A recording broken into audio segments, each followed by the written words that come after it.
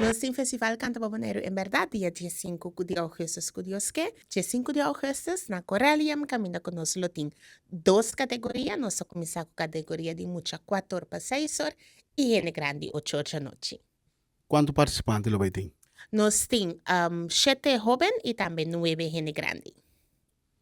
Tem regla marana e ritmo of idioma começa a participar, né? E regla tamarana idioma papiamento caminha conosco promover naturalmente idioma materno de Bonaire. Então, bana de essa que nós não tem echt regla para o local que trata ritmo, pero sim nós verwacht que essa que tá algo que representa a cultura de Bonaire. Balada, vals, tumba, etc.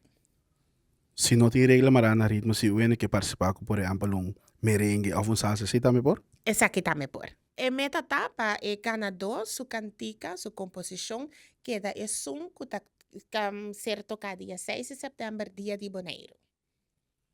E participante na lo vai war acompanhar para banda ou na lo canta de pista. Na lo queda acompanhar por banda, essa aqui nós temos Orquestra Nacional de Bonaire, que já nos em 3 anos está trabalhando junto com ele, então nós lo acompanhar e participar na área aqui também, tanto é jovem como é adulto. Entrada para o festival aqui tá grátis? A entrada está grátis, entrante chaluna com Deus que nossa parte na escala for de nuevo rima e carchi nampa por drenta na Corellium, então tur gente por passa toma na carchi, passa na porta presente na festival. Que tem motivo que você escolhe coralem para o festival tomar lugar aí, não?